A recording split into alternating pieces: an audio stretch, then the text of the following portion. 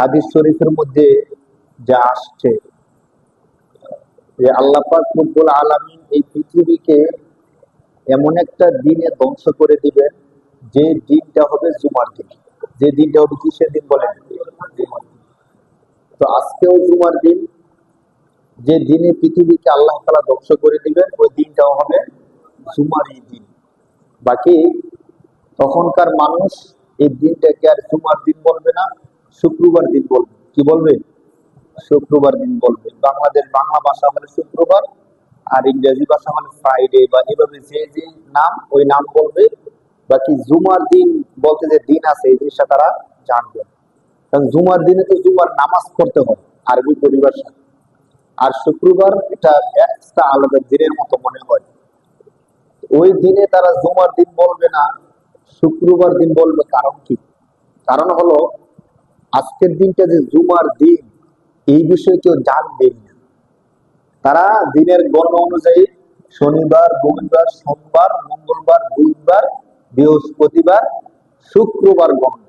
হ্যাঁ, কারণ তখনকার সময়ে আল্লাহ তাআলাকে ডাকার মতো, আল্লাহকে চিনার মতো আর কোন লোক পৃথিবীর মধ্যে থাকবে।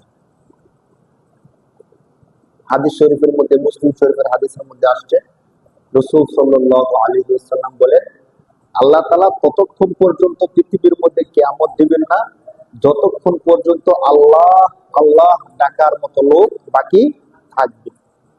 তো তখনই কিয়ামত হয়ে যাবে যখন আল্লাহ আল্লাহ বলার মতো একটা লোক পৃথিবীর মধ্যে আর থাকবে না। এর দ্বারা বোঝা যায় যে শুক্রবারে আল্লাহ তাআলা কিয়ামত দিবেন ওই শুক্রবারটা হবে এমন যখন তখনকার দুনিয়ার মধ্যে আর একটা মুমিনও নাই, যে আল্লাহর নাম নিতে পারে এমন লোক আর পৃথিবীর মধ্যে থাকবে না। যার কারণে আজকের শুক্রবারে আমরা মানুষ যেমন দুনিয়ার অনেক কাজের মধ্যে ব্যস্ত, অনেক আশা ভরসা, না কেউ ব্যবসা শুরু করতেছে, কেউ বিল্ডিং এর কাজ করতেছে, না কেউ চাকরি নিতেছে, চাকরি নিবে, সবকিছু ঠিকঠাক করতেছে। ঠিক যেই শুক্রবারে আল্লাহ তাআলা পৃথিবীকে ধ্বংস করে দিবেন ওই শুক্রবারেও দেখা যাবে যে অনেক মানুষ প্ল্যান করছে কালকে থেকে সে বিল্ডিং এর কাজ শুরু করবে, তার ব্যবসাটা নতুন ব্যবসা স্টার্ট করবে, নতুন গাড়িটা রাস্তায় নামাবে, সব ঠিকঠাক করতেছে।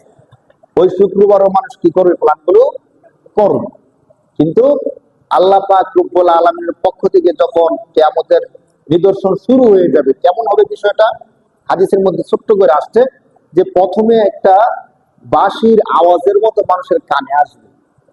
খারাপ কোনো কিছু না, মনে হবে যে পাশের গ্রাম থেকে বা পাশের এলাকা থেকে কেউ বাঁশির আওয়াজ করতেছে। ইসরাফিল আলাইহিস সালাম সিংহা হাতে নিয়ে দাঁড়ায় আছে। তিনি এমন বড় একটা সিংহা, সিংহা এর অর্থ ধরেন বাঁশি, সিংহার অর্থ আমরা কি করি? বাঁশি।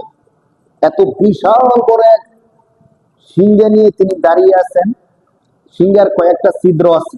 তিনি বলছেন যে আমি যে ছিদ্রটা দেখছি এই ছিদ্র দিয়ে আমাদের পৃথিবীটা কয়েকবার আসতে পারবে আর যেতে পারবে। সুবহানাল্লাহ। মানে যিনি বয়ান করতেছিলেন তিনি বলতেছেন একবার চিন্তা করে দেখেন যে সিংহটা যদি এত বড় হয় যে সিংহের ছিদ্র দিয়ে আমাদের পৃথিবীটা আসতে পারবে আর পৃথিবীটা, বাংলাদেশটা না কিন্তু, পৃথিবীটা আসতে পারবে এবং যেতে পারবে, তাহলে সিংহের ছিদ্র যদি এত বড় হয় তাহলে সিংহাটা কত বড়? আর সিংহা যদি এত বড় হয়, যে ফেরেশতা সিংহাটা এক হাতে নিয়ে দাঁড়ায় আছে ওই ফেরেশতাটা কত বড়?